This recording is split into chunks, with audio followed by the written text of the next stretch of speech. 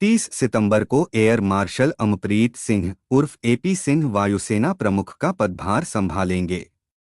इसी के साथ देश की तीनों सेनाओं में एक अनोखा संयोग देखने को मिलेगा। दरअसल तीनों सेनाओं की कमान 3 सहपाठियों के हाथों में होगी। एडमिरल दिनेश के त्रिपाठी ने 30 अप्रैल को नौसेना प्रमुख और जनरल उपेंद्र द्विवेदी ने 30 जून 2024 को थलसेना प्रमुख का पदभार संभाला था।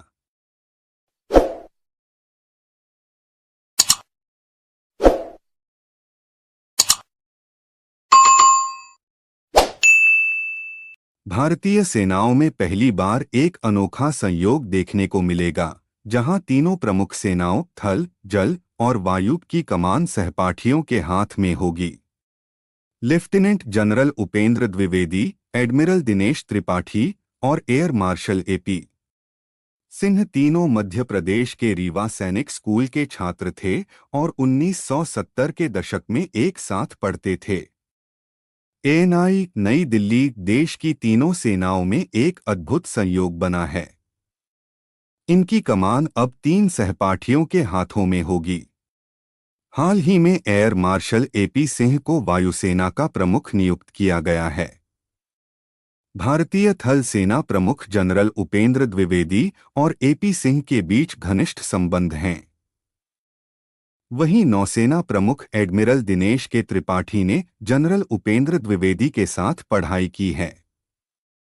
अब थलसेना, नौसेना और वायुसेना की कमान इन्हीं तीनों सहपाठियों के हाथ में होगी।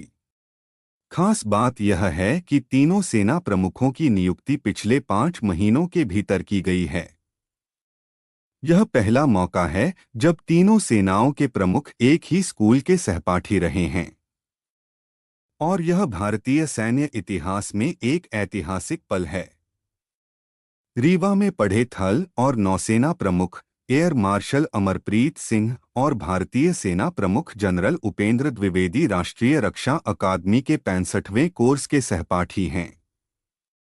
दोनों सेना प्रमुख 1983 में वहीं से उत्तीर्ण हुए थे। इसके अलावा जनरल उपेंद्र द्विवेदी और भारतीय नौसेना प्रमुख एडमिरल दिनेश के त्रिपाठी ने मध्य प्रदेश के रीवा स्थित सैनिक स्कूल से एक साथ पढ़ाई की। 30 सितंबर को पदभार संभालेंगे एपी सिंह। एडमिरल दिनेश के त्रिपाठी ने इसी साल 30 अप्रैल को नौसेना प्रमुख का पदभार संभाला था। वहीं जनरल उपेंद्र द्विवेदी ने 30 जून को अपना पदभार संभाला था।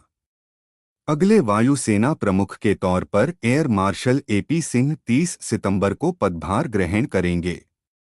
थिएटर कमांड पर चल रहा काम। Chief of defence staff general Anil Chauhan के नेतृत्व में सैन्य मामलों का विभाग रक्षा बलों के लिए थिएटर कमांड बनाने पर काम कर रहा है। इसका उद्देश्य तीनों सेनाओं के बीच तालमेल को बढ़ाना है। ऐसे में तीनों सेनाओं के प्रमुखों के बीच घनिष्ठ मित्रता और भी मददगार साबित होगी।